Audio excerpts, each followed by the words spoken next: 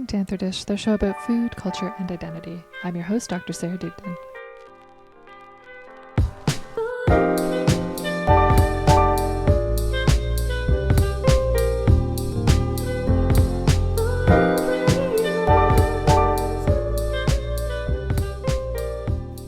As most historians will tell you, the past can help make sense of a lot of the present, but maybe in unexpected or novel ways, like through cookbooks. We're living in an intense period, and I probably always say this, but it feels particularly challenging right now. With the new Trump presidency, shifts to Canada's economic stability and food security are top of mind for many. How are we going to afford eating? How can we support Canadian-focused food systems? And who is at the center of these domestic pursuits? My guest today is Dr. Rebecca Beausaert, here to explore how historical food cookbooks can provide valuable insights into how we make sense of food as a country. Rebecca is an adjunct professor in the history department at the University of Guelph. She is also the co-founder and co-director of the What Canada Ate website, which is an online repository of digitized historical cookbooks. She is the author of Pursuing Play, Women's Leisure in Smalltown, Ontario, 1870 to 1914. In today's conversation, we explore the history of Canadian cookbooks from the first Canadian cookbook published in 1825 all the way to today. She looks at how different agricultural, technological, social, and economic shifts impacted what recipes and ingredients appeared on cookbook pages through time. The untold stories of domestic handbooks and the woman that fed farmers, and how cookbooks can paint the story of the ever-complex question about defining Canadian cuisine.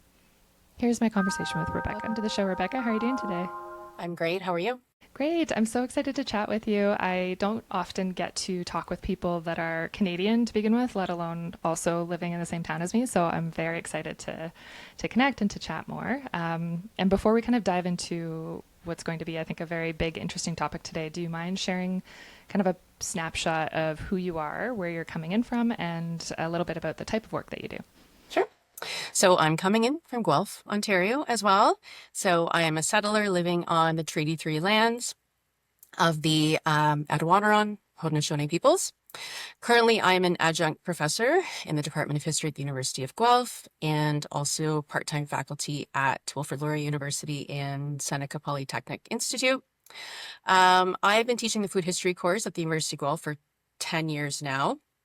And my background is Canadian history generally, but I do focus on rural, small town Ontario, 19th, 20th centuries, with a specific focus on food, agriculture, women, gender history, and sport and leisure. So my first book was recently published, which was about gender and leisure in small town Ontario. And I've shifted to a new project, which is looking at women's labor on tobacco farms in southern Ontario in the latter part of the 20th century, especially the harvest cooking tradition on tobacco farms. So it's a more food history focused project, which I'm really excited about. Oh, that sounds really interesting. And I'm assuming that might be like in the Tilsonburg area? Or Yes, nice. yes. Yeah. It's a little bit of my background. I grew up in the tobacco belt and I worked on a tobacco farm. So grandparents farmed tobacco. So there's a personal connection as well. Amazing. I think that's so important too, especially when you start to tackle issues around history and the depths of, gender and economics and agricultural elements. Having that kind of personal thread to bring it to life for people, I think makes a huge difference as well. Mm-hmm. So we're here today to talk about a really fascinating project that you've got going on called What Canada Ate. And do you mind sharing a little bit about what this project looks at and how it kind of came about for you? Sure. So What Canada Ate was created in 2018. So we're going on 7 years now. And I created it alongside Melissa McAfee, who is the Special Collections Librarian at the University of Guelph, working out of Archival and Special Collections. Its origins kind of go back to 2017. That year, I was teaching the food history course. Melissa was supporting my class, and we did this big project where we had my students curate a physical exhibit of cookbooks that were published in the 50 years after Confederation in Canada. So 2017 was Canada's sesquicentennial. So we wanted to do this exhibit in honor of that. And it was a big project, a big undertaking. And we said, we want to keep doing these sorts of what are called experiential learning projects with students, where they sort of learn hands-on approach it's sort of immersive learning. Um, we wanted to find other ways to do these exhibits. And so we thought, a website might be a really good idea. And I was inspired by another website called What America Ate, which at the time focused more on Depression era cooking and recipes. And I thought, we don't have something like this in Canada. There's an opportunity here to make, an open, public facing website for anyone interested in Canadian food history, but also a teaching tool for students. Their work will live on the site, can be shared, disseminated to anyone that's interested in reading about it, what we're doing in the class. So that's how What Canada Ate came to be. So currently we have over 300 fully digitized historical Canadian cookbooks and pamphlets and pieces of culinary ephemera. And I believe that is the largest online collection in Canada of fully Wow. digitized cookbooks. And there's also 7 student exhibits and then several podcasts that were done with prominent food writers and chefs and historians in Canada. So there's a lot for anyone interested in food history. And we do have plans to keep building it in the future. Oh, that's so incredible. It's such a wonderful thing that you're doing. And I think too a lot about, we come to this idea of like Canadian food or Canadian cuisine, and it tends to be one of those things that gets talked about, especially kind of more socially or publicly, where it's, we don't have a Canadian food or we don't have a Canadian cuisine. And I'm curious to get your perspective on it too, but I find that there's such a disconnect between our food histories and our food presence in Canada. So I'm curious to get your perspective on, why that might be and what cookbooks can kind of do to maybe mend that gap a little bit as well. Mm-hmm. So the question about, does Canada have a national cuisine? It's a big question. Mm. It's a hard question to answer. I always tell my students that we have several national cuisines in Canada. There isn't one type of cuisine that defines Canada historically, today, in the future. We are an amalgam of cuisines based on the diversity of our population. And it's something that's not static. It's changed throughout time. So I think that's why people say we don't have a national cuisine, because it's such a difficult question to answer. Yeah. We have to look at Indigenous influences and immigrant influences and settler influences and regional influences. So everyone, I think, has their own thoughts or definitions about what is Canadian food. For some people, it's as simple as poutine. Yeah. And that's fine. But it's bigger. It's much, much bigger than that. So historical cookbooks, the ones we have on What Canada Ate, but then also, the thousands of others that exist, demonstrate the diversity of Canadian cuisine throughout time. What is being shown in a cookbook published in Nova Scotia, for example, will be totally different from what's published in a cookbook from Saskatchewan, based on the people living there at that time and the climate and the soil and the agricultural practices. So if you sort of want to get a sense of what is Canadian food, historical cookbooks are a really good resource. Yeah, it's such an interesting piece to explore too, because as you said, there's so much variation. And I think too, even like when you're looking at geographically, the divides that we have are pretty significant. Like we have these giant Great Lakes, or we have mountain ranges, and how that affects like what food's available and what food gets adopted into this idea of cuisine. Can vary so much just with that alone, let alone everything else as well. So do you mind speaking a little bit to, what sorts of historical narratives or through lines that you see through the What Canada Ate cookbooks that you have available? If there's, particular narratives around Canada's history that you can see really clearly through the archives that you have. Yeah, so I always tell my students, whether it's in the food history course or, other Canadian history courses I teach, where I always try to incorporate cookbooks or culinary ephemera in some way, that cookbooks are history textbooks. If you want to learn about Canada at any point in its history, read a cookbook, because you get such a good sense of who's doing the cooking in Canadian households. Quite often it's women cookbooks are typically geared towards women, right? So you get the sense of sort of gender roles and ideologies at different points in time. You get a sense of the technology of the period based on the cooking, the measurements that are being used and the technologies that are being used. You get a sense of the people of Canada, like a lot of cookbooks, for example, in the 20th century. You get Ukrainian cookbooks and Polish cookbooks, and these different points in time in terms of immigration history are reflected in the cookbooks that are available. You also get a sense of agriculture. What are the major products being produced in Canada at different points in time? How are they being utilized by Canadians in their cooking? You get a sense of the importance, especially in the 19th century, of eating and buying local, because that's what was available, right? And of course, we see that cycling back, right? Yes. Um, so everything that's happening in Canada at a specific point in time is reflected in these cookbooks and their composition. That's really fascinating. And I wonder too if you could speak to, I know within the cookbooks you look a lot at the idea of like the purpose of the cookbook.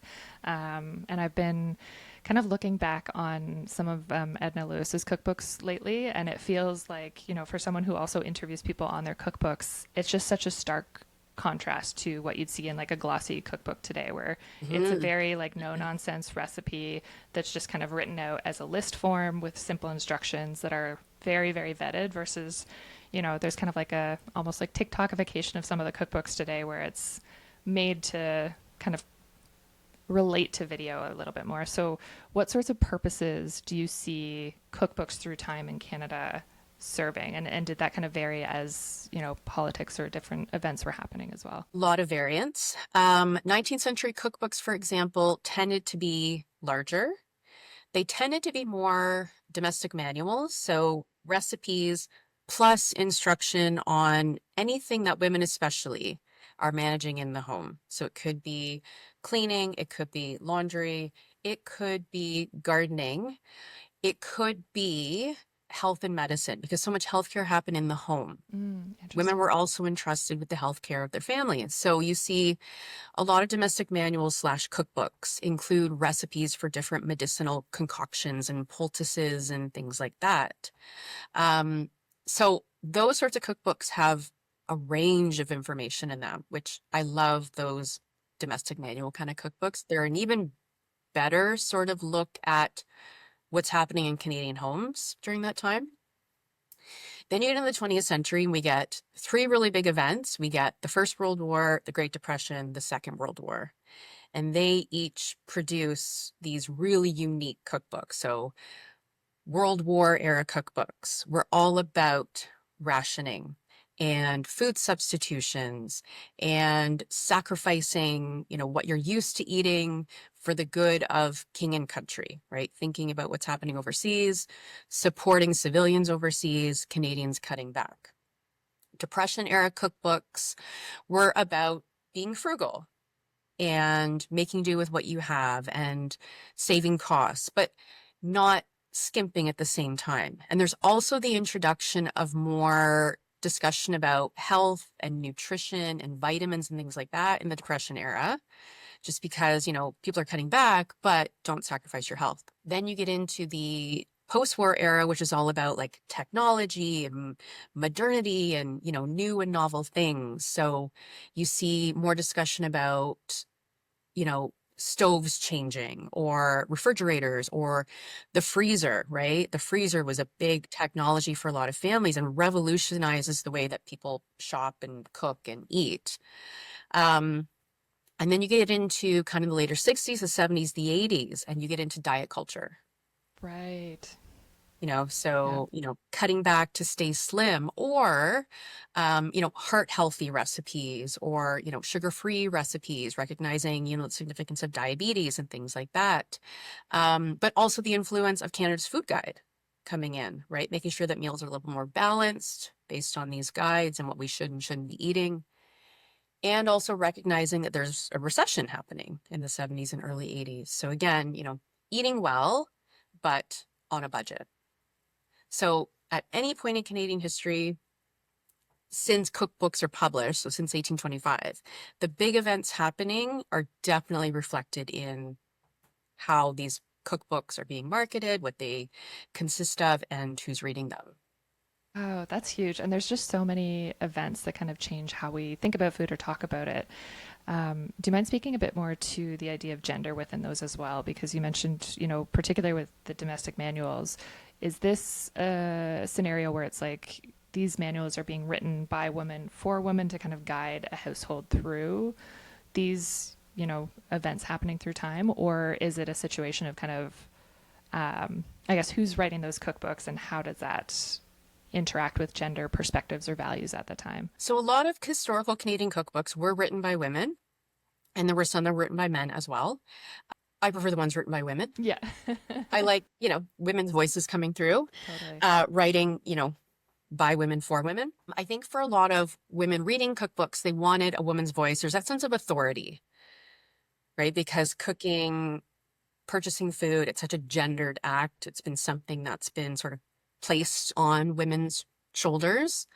Um, and for a lot of women reading a cookbook, it was like talking to a friend. It was like a friend was instructing them or speaking to them about whatever they should be cooking. At the same time, it could be really condescending. It could be Mm, women that are positioning themselves as authorities and telling other women, you should be eating this or you shouldn't be eating this. This is how you should be living and whatnot. So there's a mix there in terms of the tone that's kind of coming through. Um, and then you had some men writing cookbooks. More of those cookbooks were coming from the government or coming from food companies and brands and things like that, or these like fictionalized, male characters, these like pseudo doctors and things like that. Um, but again, largely speaking to women, as women were mostly the primary shoppers and procurers of food in the household. So very much they speak to women.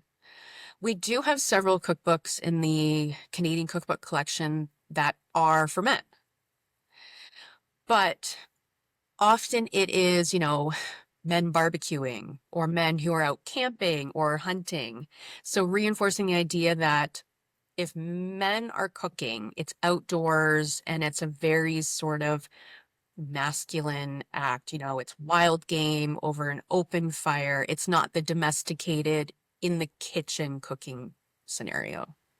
right. That makes a lot of sense as soon as you say that. And I think, too, to the kind of, I feel like we still have that divide in some ways now that we have a resurgence of interest in the idea of like homesteading or housekeeping and how that relates to gender versus the like chef bro culture that you see in cookbooks as well, right? Yeah. Yeah, I've been fascinated by the whole trad wife Yeah, me too. trend, making your own sourdough and things like that, which is great if that's what you want to do. Just don't push that on, other people. Yeah, and it comes back to what you said too about, the tone of the authorship in those cookbooks of is this a friend or someone that's like helping you guide through a new recipe to you, or is it you should eat this, your family should eat this, and how that, relates to broader identities or sense of belonging too. Right. Yeah. Yeah, a lot of working women don't have the time to make their own bread today. There's a lot of responsibilities. So, yeah, I don't like it when there's that message of I'm doing it and you should do it as well. Yeah, that makes a lot of sense. And that's historical cookbooks. You get a lot of that. And do you find it's around particular, I guess, is there any sort of relationship in terms of tone around like health consciousness in eating or particular ingredients, or is it kind of just depending on who's authoring it? It depends on who's authoring it. It depends on the time period. The points in time where Canadians are enduring more difficult times, like wartime, like the Great Depression, you don't really get the condescending tone. It's more of a helpful, let's join together and survive this difficult time. It's more the post-war cookbooks that you get that. Living up to post-war ideals about femininity and what your home should be like, and that perfect, heteronormative family scenario. You definitely see it in the diet cookbooks as well. You need to cut back on your fat, you need to cut back on your sugar because, your health is suffering, things like that. But we see it also in the 19th century. A lot of settler women, seeing themselves as, I did a really good job. Like Catherine Parr Traill's Female Emigrant's Guide from 1854 is a good example of this sort of, I endured that difficult time, immigrating and resettling, and this is how I did it. So, other British gentlewomen who are scared to do it, you can do it. But the tone in the book is also very sort of, this is how you should do it, and that's how I did it.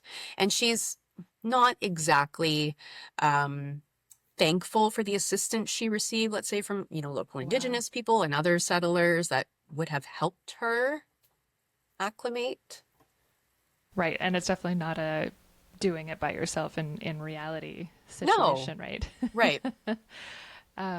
It makes me wonder too about, like there was a big health reformer movement within the 1800s around concerns around food, particularly, I was reading a book recently around the advent of refrigeration and how that really changed people's relationship with food.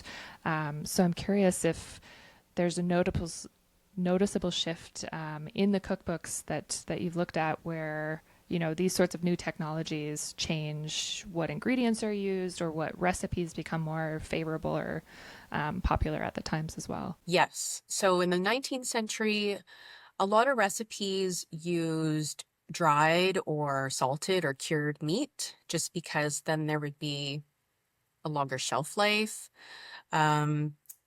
People had different ways to preserve their food. Not necessarily ways that kept them healthy, just because of, lack of understanding about preservation and things like that. But a lot of canning, a lot of jarring and things like that. People still could eat. They could save their food to an extent without proper refrigeration. But once we do get those technologies, you do see recipes change. More use of fresh meats and dairy products and, perishables, because now you have something that if you make a recipe and you have leftovers, you can save it. Or you can now make food ahead of time. So, a lot of post-war cookbooks were about entertaining and, parties and things like that. So once people have freezers and refrigerators, they can now prep food ahead of time, or they can make things and freeze it for later, and you get, new foods like TV dinners and things like that. So it's not just making your own food. You can now buy this pre-made packaged dinner that stays in your freezer and you don't have to do any work except put it in the oven. Right. And that would significantly shift, the time, energy, or like even the role of who's in the kitchen at what point too, right? Yes. Yeah. Thinking about the idea of agriculture in Canada, because that's something that's such a huge backbone to a lot of our economy, our resources, and it's, I think, particularly top of mind for everyone at this point because we've got the tariffs coming in. Are there lessons from the cookbooks through like difficult periods of time in Canadian history around recipes or kind of crafting cuisine through difficult periods of time like that? Mm. Yeah, so history kind of goes in cycles. Um, I think today, what we're going through with the tariffs, there's a lot to be learned by going back and looking at, especially those wartime cookbooks that talked a lot about making do with what you have. Those cookbooks didn't talk about necessarily, it wasn't about sort of made in Canada, but it was about, this terrible time is happening. We need to keep, morale high at home. Mm. We need to stay healthy. We need to support our local farmers, our local producers. Here are recipes that we're used to eating. Here's how to change what we include in those recipes based on what's available to us. And I think also in the 20th century, advertising cookbooks were really popular.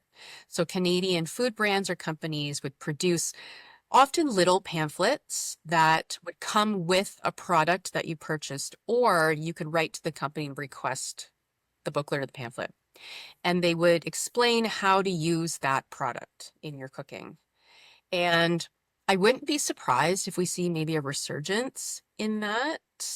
We do still have those. They're not as popular. Like I still order the Dairy Farmers of Canada milk calendar because I Oh, love it. It yeah. always does great recipes. So, things like that, like these Canadian companies using Canadian foodstuffs.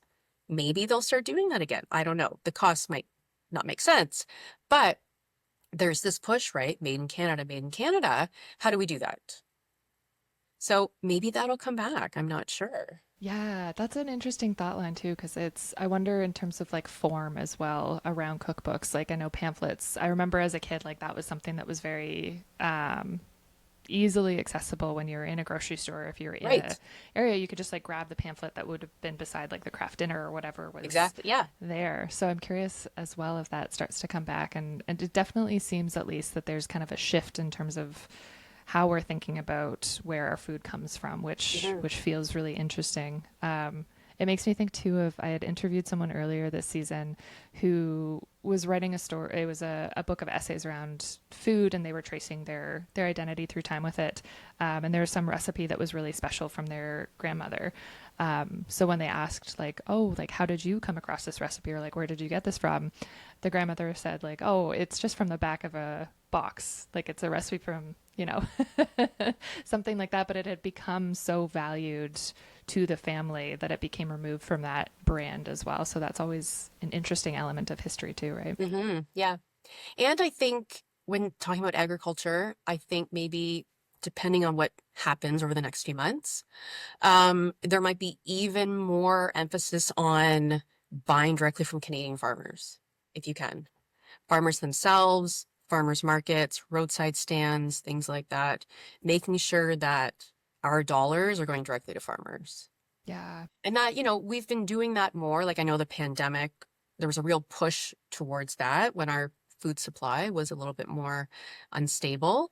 So I think what's recently happened could help that as well. Yeah. And I think it definitely, when it's said in such a way where it becomes more accessible because more people are talking about it, I feel like that reduces those barriers for people, that may not necessarily know where to find a farmer locally as well. Hmm. So that's my hope, at least, is that we kind of continue to have those conversations as well. Hmm. I think that's something that social media will help with. Like we're already Mm, seeing those lists circulating of, yeah. how to substitute products, like what's a Canadian brand, things like that. So that would be great if we saw more of that. Maybe there could be, maybe they exist already, maps for, towns and cities. Where's your closest, producer? Where's your closest farm stand? When is your farmer's market open? Things like that. What's in season as well. Yeah. Yeah, hugely so. Especially, so I'm curious to get your perspective too, like looking through all these cookbooks and seeing how tone and appetite and interest and kind of subject change through time. Are there any other kind of elements that you see potentially shifting in the future in terms of how we're thinking about food, with immigration or with climate change or with shifts in socio-cultural values around food? I know it's a big question, Hmm. but Yeah. Where are cookbooks going? yeah, Um,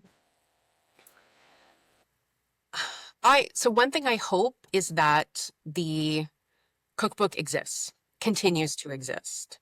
So many people get their recipes online from food blogs or other places. There's been concern that maybe the cookbook is like a, a dying medium potentially, because people can get recipes for free online. Are they going to spend, 20, 30, $40 to buy a cookbook? That's sort of a question that is being sort of um, put out there is, does the cookbook have a shelf life? I hope not. Other things that might come up, we are seeing in Canada more cookbooks being published by different cultural groups, which is amazing, and becoming more mainstream, which is amazing. Indigenous cookbooks, cookbooks produced by, other immigrant groups, which is great.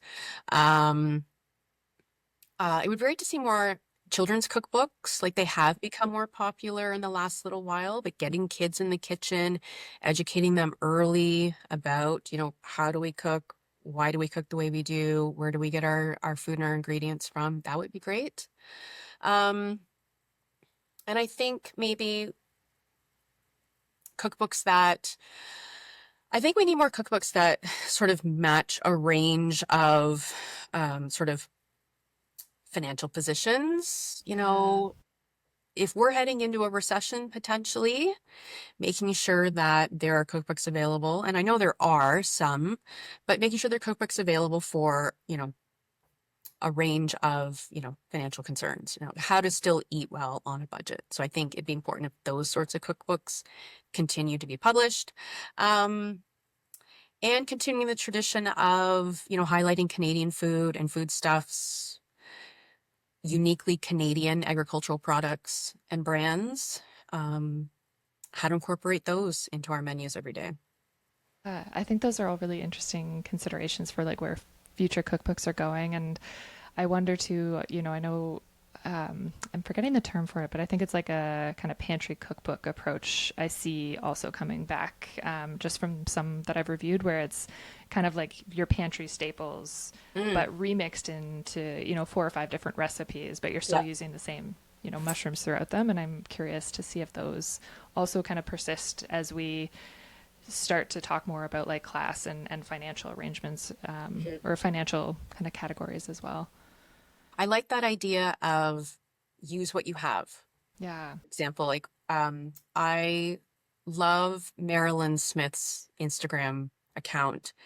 She's a professional home economist and a cookbook writer, and she's the queen of fiber. And she Nice. always talks about use what you have. And she posts dinners that she makes, with 6 or 7 ingredients, just like the dregs of her, Mm. vegetable drawer and things like that. And they're delicious and they're healthy and they're economical. So that would be really, really great, so that, so we limit what we purchase and we don't overconsume, how to use what you have and make it healthy and beautiful and tasty. That'd be Yeah. great. Yeah, it would. It definitely would. Well, thank you so much, Rebecca. It's been such a pleasure chatting with you, and I love the work that you're doing, and I'm sure I'll have a million more questions as your work develops as well. But thank you for taking the time today to join me and chat about What Canada Ate. Do you mind sharing where people can find and access What Canada Ate if they'd like to learn more about it as well? Sure. You can just go into your favorite internet search engine and put What Canada Ate, or it's also available at whatcanadaate.lib.uoguelph.ca. And it's open facing, it's available to the public. You can go in, you can download any of the cookbooks or pieces of culinary ephemera that are on the site. I am available on Blue Sky at rebeccabow.bsky.social. And then I also have a page on the history department, University of Guelph History Department's sort of faculty directory. Perfect. Amazing. I will put those in the show notes for people to check out. And I hope they do because it's such an amazing repository of information on What Canada Ate. So thank you again for joining and talking more about it. Thank you for having me. That was Dr. Rebecca Beausaert. I've linked the What Canada Ate website and her book Pursuing Play in the show notes below if you want to follow along and learn more. You can also find all this at our website at anthordish.com under episodes. Thanks so much for listening to Anthordish Podcast. Subscribe to the show on Apple Podcasts, YouTube, Spotify, or wherever you get your podcasts. If you like the show, please give us a rating on Apple Podcasts to help get the word out. For more Anthordish, you can sign up for my newsletter at sarahdougnan.substack.com or find me on Instagram, TikTok, and Facebook at Anthordish Podcast. I always love hearing from you and what you're thinking about food. Sound editing, intro music, and production was done by Lucas Wachitsky at lucassound.com. Anthordish is produced in partnership with the American Anthropological Association. Thanks so much for tuning in, and we'll catch you next week.